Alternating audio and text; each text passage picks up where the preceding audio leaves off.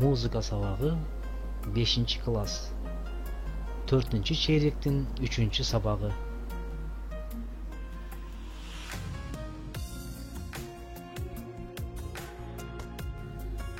Сабакты даярдаган Жалал Абад облусунун Нокер районуна караштуу номер 1 Жомарт Бөкөнбаев атындагы орто мектебинин информатика жана музыка мугалими Курманбек Исманов.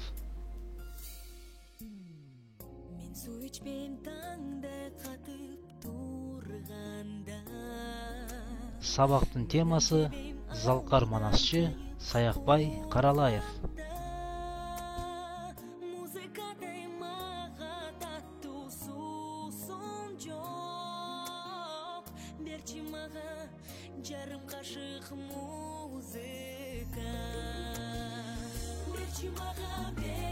Балдар, азыр бизде музыка сабагы. Сабакка керектүү окуу куралдарыбызды алып даярданабыз. Даяр болгон болсок, видео сабагыбызга көңүл бурабыз. Урматтуу окуучулар, анда эмесе сабактын башында бири-бирибизге жагымдуу маанай тартуулайлы. Анда биз сиздер менен азыр музыка деген сөздү чечмелейбиз. Музыка мамлекетибиз, улутубуз, зоболобуз, ынтымагыбыз, Кыргызстаныбыз алгаласын. Силердей билимдүү, илимдүү, шайыр кыздар балдар турганда Кыргызстаныбыз ар дайым алгалай берет.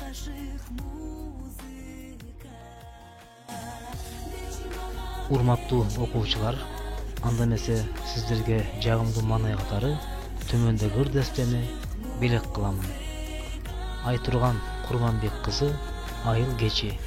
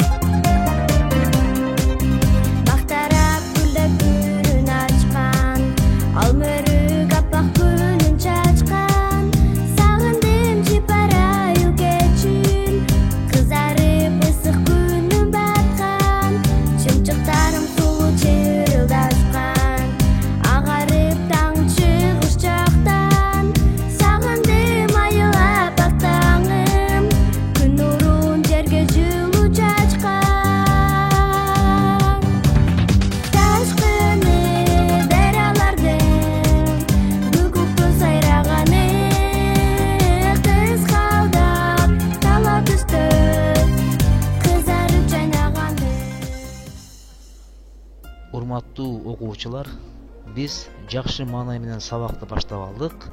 Биздин бүгүнкү сабактын темасы Залкар манасчы Саякбай Каралаев. Анда эмесе, урматтуу окуучулар, сабактын башында мен силерге блиц суроолорду берейин. Суроолорго активдүү катышып, так жооп берген окуучулардын билимин баалаймын. Суроолорду силер экрандан көрүп турасыңар. Мен бул суроолорду WhatsApp группадан да ар бириңе жиберип коёмун. Суроолорду жазып алган болсоңор, мен силерге Манас эпосу жана улуу манасчы Саякбай Каралаев жөнүндө кыскача маалымат берип кетейин. Манас эпосу. Манас Кыргыз элинин улуу баатырдык эпосу. Манас эпосу дүйнө жүзүндөгү эң чоң поэма болуп эсептелет. Ал 500.553 саптан турат. Бул көлөм манасчы Саякбай Каралаевдин айтымындагы Манас, Семетей, Сейтек үчүттүгүнөн куралып саналат.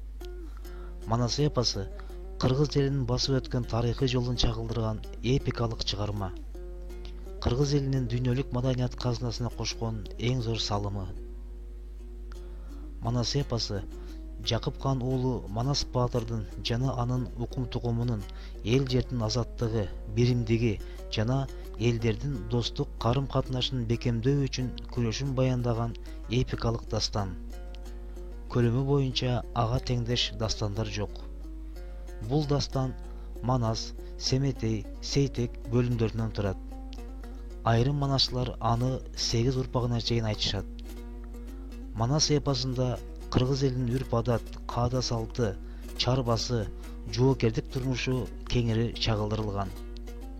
Кыргыз эли жөнүндө өзүнө камтыган маалыматтардын негизинде Манас эпосу кыргыз элинин маданиятынын туу чокусу деп аталып калган.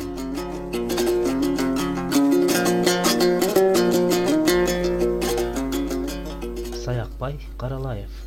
Саякбай Каралаев Тоң районунун Семизбел айылында 1894 жылдын 7 сентябрында туулган.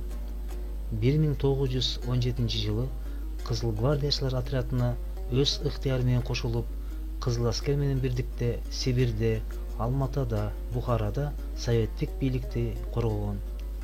1921-1931 жылдары Каракол районундагы Маман жана Ырдык айылдык кеңешинин башкармасы болуп иштеген. 1930 жылы Саякбай Каралаевди Кыргыз АССРнин эл агартуу комиссариатынын тил жана адабият илим изилдөө институтуна иштөө үчүн чакырышкан. Анын айтуусу боюнча Манас эпосун жазып алышкан. 1936 жылы аны Кыргыз мамлекеттик филармониясына Манас айтуучу катарында кабыл алышкан. Манасчылык таланты анын балалык кезинде чоң апасы Такиштин таасири астында ойгонгон. 1918 жылдан Саякбай Каралаев Манас эпосунан үзүндүлөрдү өз алдынча айта баштаган. 1924 жылы ал белгилүү манасчы Чойке Өмүров менен жолугуп, бир нече жылдар ичинде андан Манас эпосун айтууну үйрөнгөн.